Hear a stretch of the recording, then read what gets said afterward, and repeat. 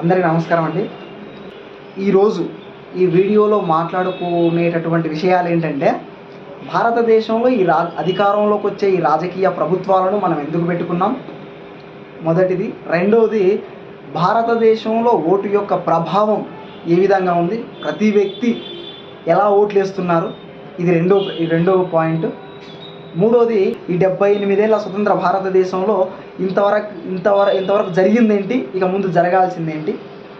ఈ జరగాల్సినవి అంటే కొన్ని ముఖ్యమైనటువంటి విషయాలు: విద్య, వైద్యం, నిరుద్యోగం, అవినీతి, సమాజంలో చట్టబద్ధ పాలన, ఇట్లాంటి వ్యవసాయ రంగంలో వ్యవసాయ రంగంలో చేయాల్సిన మార్పులు, వీటన్నిటిలో ఈ 76 ఏళ్ల స్వతంత్ర భారతదేశంలో ఏం జరిగింది, ఇక ముందు ఏం జరగాలి. ప్రస్తుతం ఈ విషయాలపైన ఈ ప్రభుత్వాలు ప్రస్తుతం తీసుకునే నిర్ణయాలు సరైనవేనా, ఇట్లాంటి విషయాలు. రాజకీయానికి చెడ్డ పేరు ఎందుకు వచ్చింది, ఎవరి వల్ల వచ్చింది, ఇట్లాంటి రాజకీయానికి సంబంధించినటువంటి పూర్తి విషయాలు ఈ వీడియోలో ఇప్పుడు మనం మాట్లాడుకుందాం. మొదటిది రాజకీయ ప్రభుత్వాలను మనం ఎందుకోసం పెట్టుకున్నాం. స్వతంత్రానికంటే ముందు భారతదేశాన్ని ఆధీనంలోకి తీసుకొని భారతదేశాన్ని పరిపాలించిన రాజులు కానీ, తర్వాత ఢిల్లీ ముస్లిం రాజులు కానీ, దాని తర్వాత ఈ బ్రిటిష్ వాళ్ళు కానీ, వీళ్ళందరూ ఆధిపత్యాన్ని చెలాయించి భారతదేశంలో రాజకీయాలను కానీ వీళ్ళ ప్రభుత్వాలను కానీ ఏర్పరచుకున్నారు. దాని తర్వాత వాళ్ళన్నిటి నుంచి భారతదేశానికి స్వతంత్రం వచ్చినప్పటి నుంచి మనమే కొత్త రాజ్యాంగాన్ని సృష్టించుకొని ఆ రాజ్యాంగం ప్రకారం నడుచుకోవాలని ఈ రాజకీయ ప్రభుత్వాలను ఏర్పాటు చేసుకున్నాం.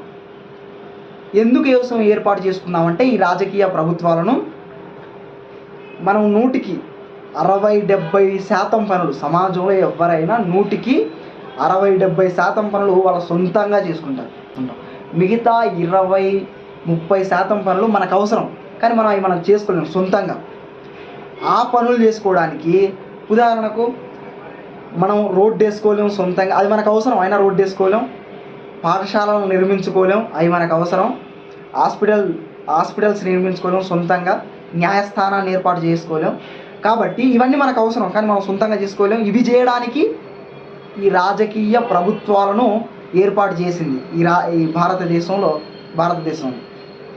ఇవి ఇందుకోసమని 20-30% పనులు మనకు అవసరమైనటువంటివి చేయడం కోసం ఈ ప్రభుత్వాలను ఏర్పాటు చేసుకున్నాం. రెండోది, ఓటు. రాజకీయం ఇందుకోసం. ఓటు యొక్క ప్రభావం భారతదేశంలో ఏ విధంగా ఉంది, సమాజంలో భారతీయులందరినీ ఒక 100% తీసుకుంటే అందులో 60-70% మందికి అసలు ఎందుకోసం ఓటేస్తున్నాం, ఓటు అసలు ఎందుకుంది, ఎందుకోసం ఓటేస్తున్నాం, ఎవరికి ఓటేస్తున్నాం, సెంట్రల్కి వేస్తున్నామా, స్టేట్కి వేస్తున్నామా, ఎంపీకి వేస్తున్నామా, ఎమ్మెల్యేకి వేస్తున్నామా,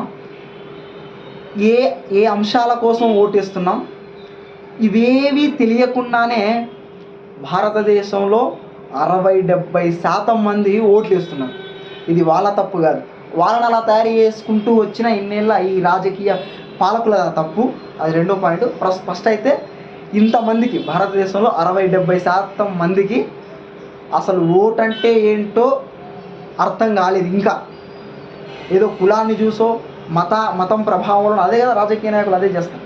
ఒక కులాన్ని తీసుకురావడం, మతాన్ని తీసుకురావడం. డబ్బులు ఎలా ఉంచుతారు భారతదేశంలో? మొన్నటిదాకా అమెరికా లాంటి పెద్ద పెద్ద దేశాలలో ఎన్నికలు జరిగినాయి. అట్లాంటి ఏ దేశాలలో కూడా పంచనన్ని డబ్బులు భారతదేశంలో, అది కూడా ఎలక్షన్స్ టైంలో మాత్రమే పొలిటీషియన్స్ ఖర్చు చేస్తారు. ఇట్లా ఇవన్నీ చూసుకుంటే ఒక 60-70% మంది కులాన్నో, మతాన్నో, డబ్బునో, వీటిని మాత్రం చూసి ఓట్లు వేస్తున్నారు.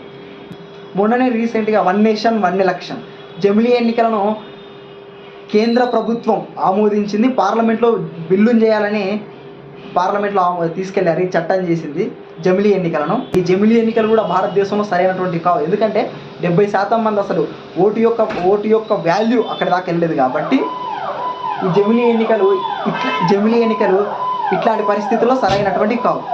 రెండోది, ఈ రాజకీయ నాయకులు ఈ 76 ఏళ్ల స్వతంత్ర భారతదేశంలో ఈ రాజకీయ నాయకులు ఏం చేస్తున్నారు దాని గురించి ఆలోచించాలి. ప్రస్తుతం స్వతంత్రం వచ్చిన కొత్తల్లో కాస్తైనా ఆలోచించేవాళ్ళు.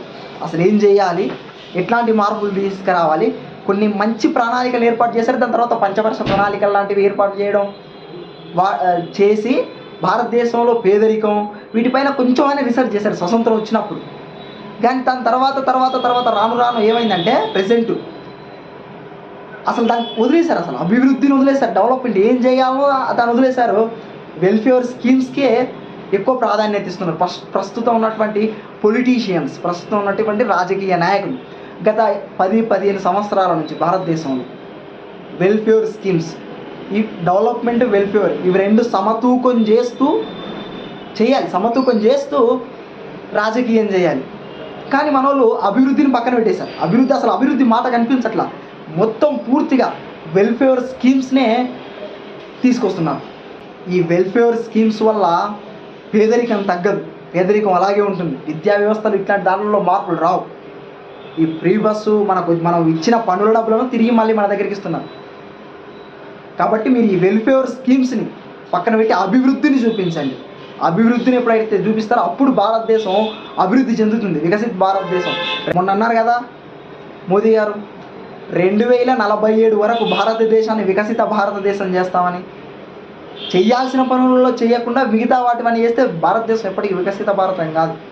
ఎప్పుడు భారతదేశం వికసిత్ భారత్ అవుతుంది అంటే ఈ రాజకీయ నాయకులు చేయాల్సినటువంటి పనులు, విద్యా వ్యవస్థ ఉచిత విద్య అయినప్పటికీ మంచి ప్రమాణాల విద్య ఎవరికి అందడం లేదు. నేషనల్ అచీవ్మెంట్ సర్వే ఈ ప్రభుత్వాలు చేస్తారు. నేషనల్ అచీవ్మెంట్ సర్వే అని ప్రభుత్వాలే కండక్ట్ చేస్తారు.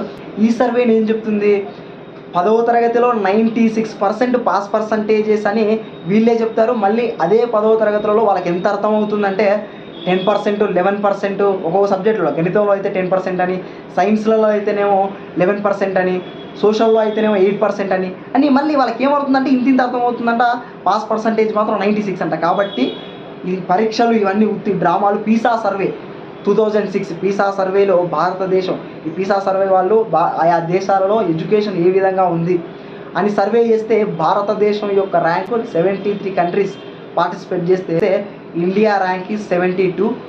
కాబట్టి భారతదేశంలో విద్యా ప్రమాణాలు సరిగ్గా లేవు. ఉచిత విద్య అయినప్పటికీ మంచి ప్రమాణాల విద్య రావాలి. అలాగే సమానత్వంతో కూడినటువంటి విద్య. ఇప్పుడు ఎంసెట్లు ఇట్లాంటి కొన్ని ఎంట్రన్స్ టెస్ట్ల వల్ల ఎంబీబీఎస్, ఇంజనీరింగ్ ఇట్లాంటి దాంట్లోకి వెళ్తుంటారు అనమాట. ఇందులో పూర్తిగా కోచింగ్ తీసుకుంటేనే అట్లాంటి కోచింగ్లను ఎవరు తీసుకుంటారు, డబ్బున్న వాళ్ళైతేనే ఇట్లాంటి కోచింగ్లనే తీసుకుంటారు అనమాట. వాళ్ళ దగ్గర డబ్బు ఉంది కాబట్టి. మరి సామాన్యుడు అతనికి కూడా అతను రావట్లేదు, డబ్బు కారణంగా, పేదరికం కారణంగానే సరైనటువంటి కోచింగ్స్ ఇవన్నీ తీసుకోకుండా అతను అక్కడే ఉంటున్నాడు అంటే కారణం ఎవరు? ప్రభుత్వాలు. అంటే ఇక్కడ ఏమర్థం అవుతుంది మనకి, సమానత్వం లేదు, విద్యలో కూడా సమానత్వం లేదు. డబ్బున్నోడే ఆ కోచింగ్ తీసుకొని ఎంసెట్లు అవన్నీ రాసి అందులో వస్తాయనో, సామాన్యుడు మాత్రం పేదరికం కారణం చేత అట్లాంటివి చేరారు. కాబట్టి మనకి ఇక్కడ ఏంటి, సమానత్వం, మంచి ప్రమాణాల విద్యతో పాటు సమానత్వంతో కూడినటువంటి విద్య కూడా ఉండాలి. ఈ ప్రభుత్వాలు వీటి గురించి ఆలోచించాలి. రెండోది వైద్యం. ఈ మంచి వైద్యం, ఒక ఏడాదిలో మంచి వైద్యం అందక డబ్బున్న వాళ్ళేమో పేదవాళ్ళు అవుతారు, పేదరికంలో ఉండే వాళ్ళేమో చనిపోతారు అనమాట. ప్రతి ఏడాది చాలామంది డబ్బు లేని వాళ్ళేమో పేదరికంలోకి జారుకుంటారు అనారోగ్యం కారణం చేత. మంచి వైద్యం అందక పేదరికంలో ఉన్న వాళ్ళేమో చనిపోతున్నారు ఏడాదిలో చాలామంది. కాబట్టి ప్రతి సామాన్యుడికి మంచి ప్రమాణాల వైద్యం అందేటట్టు ఏర్పాట్లు చేయాలి. చట్టబద్ధ పాలన.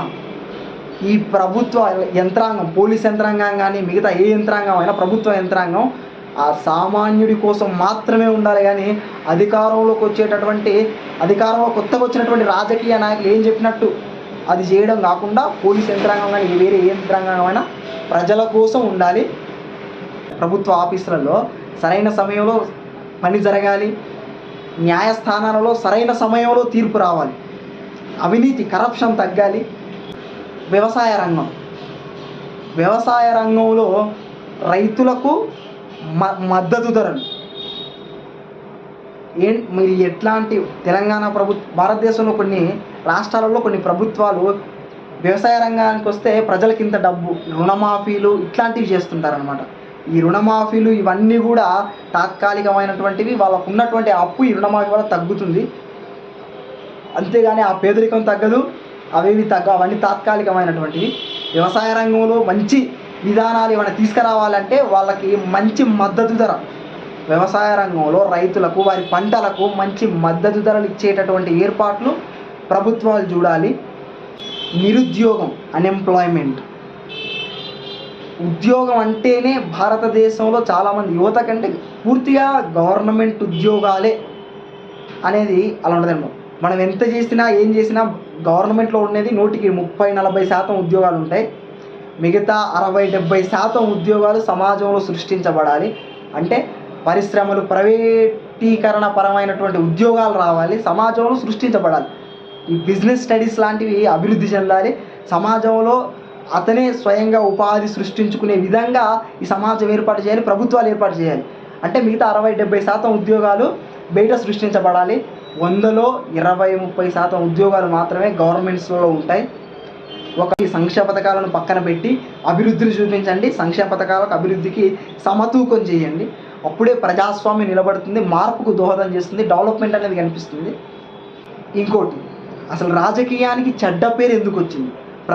రాజకీయానికి ప్రస్తుతం సమాజంలో ఎవరైనా రాజకీయాల ప్రస్తావన వచ్చినప్పుడు, రాజకీయాల గురించి మాట్లాడేటప్పుడు మురికి రాజకీయాలుగా, అసలు రాజకీయం ఇట్లా తిట్టుకోవడం, అసెంబ్లీలో, పార్లమెంట్లో, అసెంబ్లీలలో వీళ్ళు ఎప్పుడు ఒకరి మీద, ఒక అధికారంలో ఉన్న పార్టీ ప్రతిపక్షం పార్టీ మీద, ప్రతిపక్ష పార్టీ వాళ్ళు అధికారంలో ఉన్న పార్టీల మీద ఇలా కొట్టుకోవడం, తిట్టుకోవడం, బయటకు వచ్చి ప్రసంగాలు పెట్టుకొని వాళ్ళ మీద వీళ్ళు తిట్టుకోవడం. దీంతో ఏమవుతుంది, ప్రజలు పూర్తిగా రాజకీయం అంటే తిట్టుకోవడం ఇదే పూర్తి ఇట్లే అయిపోయింది అనమాట.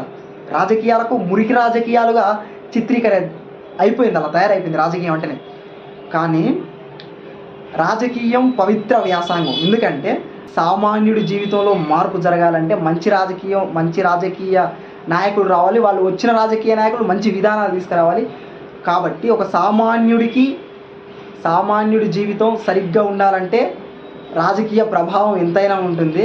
అంతేగాని అందువల్ల రాజకీయం చెడ్డది అని కాదు, అందులో ఉన్న వ్యక్తుల వల్ల రాజకీయానికి చెడ్డ పేరు వచ్చింది అంతే.